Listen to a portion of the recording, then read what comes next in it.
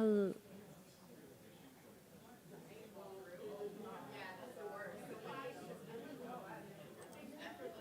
Good morning, guys. How are y'all doing? Oh, it's a continuation of the kind of nasty weather we had for Mother's Day weekend. We're going to see kind of the same pattern today and tomorrow, possibly even Wednesday. The reason, the culprit, is this big low pressure. It's a cutoff low, which means it's essentially cut off from the rest of the jet stream. It formed Thursday of last week. That's when we started seeing the wet weather. It's just been sitting to our west all week, and you can see the result. It is very wet across the southeast. This low is going to slowly lift out in the coming days, but for the meantime, we're going to continue to see this Gulf moisture stream in, and that's the reason we're going to see additional rainfall. We picked up about 1.5 inches of rain this weekend. We could get an additional 1 to 3 inches of rain today, tomorrow, Wednesday. So flash flooding is possible today. It's not going to be a complete washout today. The focus of the rain right now is in the mountains and in East Georgia. If you cut the state in half, hot dog style, the eastern half of the state is going to see the most rain today, okay? It actually looks mostly dry in West Georgia. And if you're thinking about getting outside, around noon, I think it's going to be mainly dry. Noon to 3 p.m. looks fine. So if you need to run some errands or get the kids, dog outside, do it through the early afternoon. It will not, again, be a washout this evening, but we will see spotty thunderstorms spark back up. We're not going to see damaging winds today. We could see some lightning. We saw some lightning this morning. We could see some flash flooding. But y'all, we can't rule out brief tornadoes. This is kind of almost like a tropical low. And when we see these systems form, we just have a lot of rotation in the atmosphere. So we can't rule out brief spin-up tornadoes. That threat will be the greatest across East Georgia. It's very low, 2% chance of a tornado today. But that's just something to keep in mind as we go through the day today. We'll just stop the clock for you 1 p.m. again. Not too bad, mostly dry. Spotty thunderstorms are likely through the afternoon and through the evening.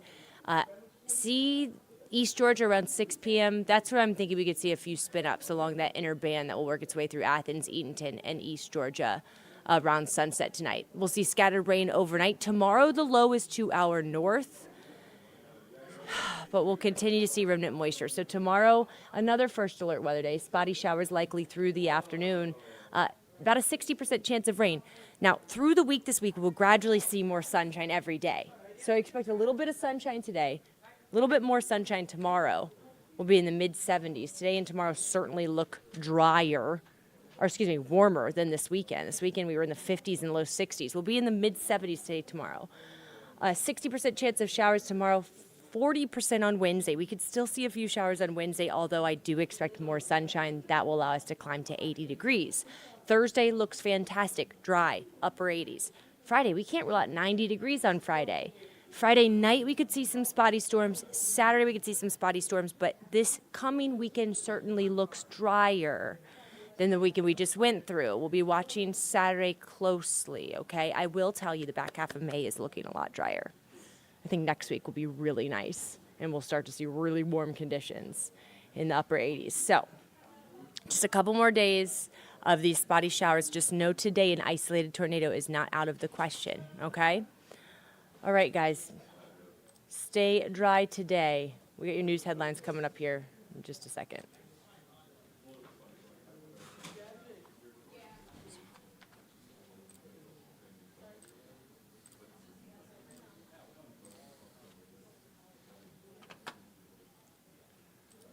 And thanks, Ella, and good morning. Rick Fulbaum here with your Atlanta News First headlines. And, we want to start with some breaking news because this happened overnight. You might just be catching up with it now, waking up to news that the United States and China have reached a deal, short-term deal, but a deal that is going to, let me see if I can play this out here. Yes, I can.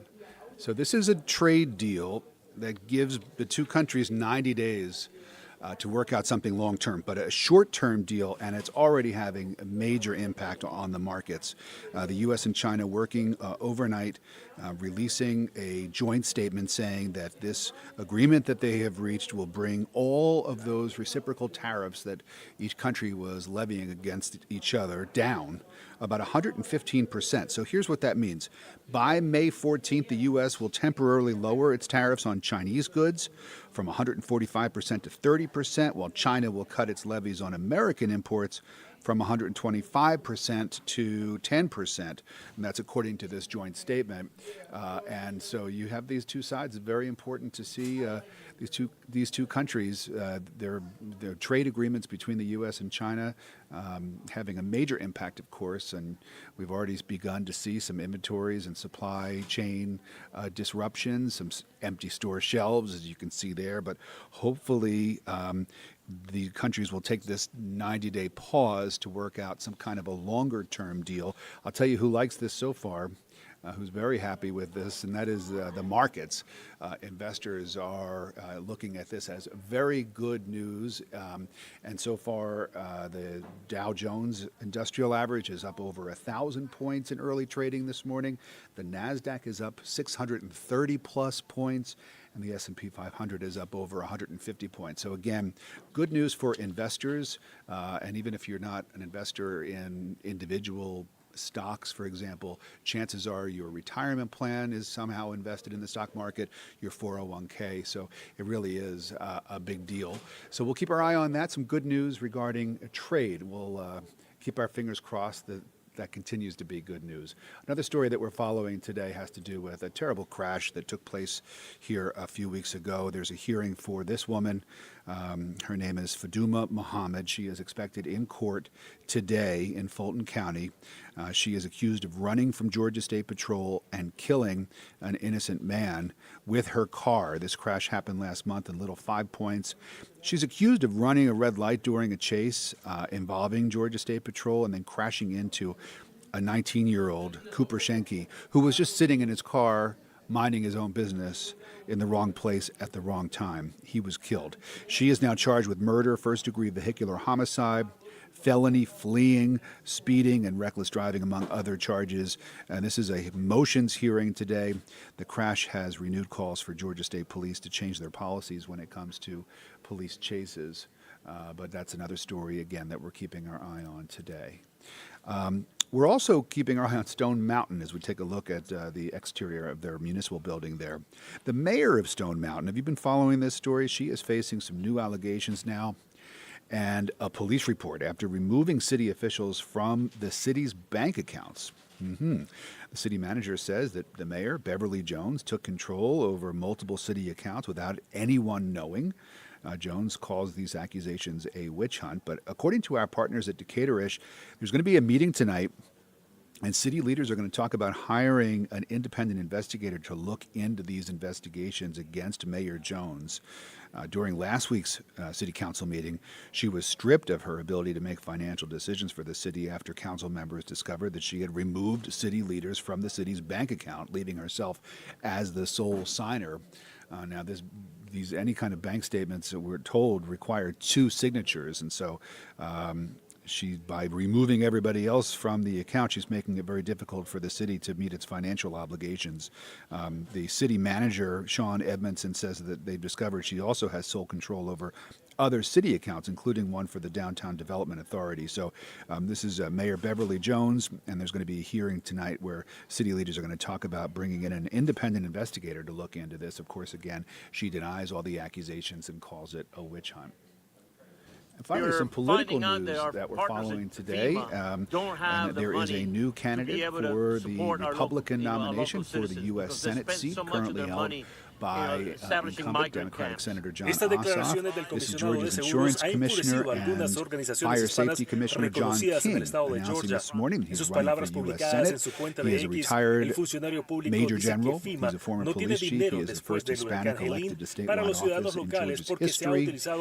King and Congressman Buddy Carter, who represents the Savannah area, now the first two Republicans to announce their plans to run for the Republican nomination. Again, the winner of that nomination gets to go on and run against Senator John Ossoff, who is going to be wrapping up his first term in office, and he has been identified by national Republicans as someone who could be vulnerable in the upcoming election next year. So a race that we'll be keeping our eye on, along with all of the other stories of the day. But that's it for the headlines for right now. Thank you so much for joining us. We're going to have a lot more straight ahead on Atlanta News First Plus throughout the day, so please continue to join us and have a great day. We'll see you soon.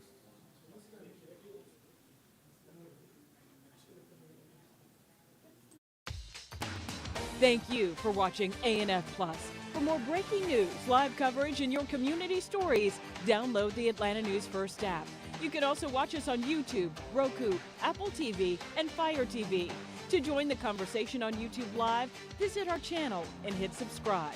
You can also listen to the Atlanta News First podcast by searching Atlanta News First on your preferred listening platform.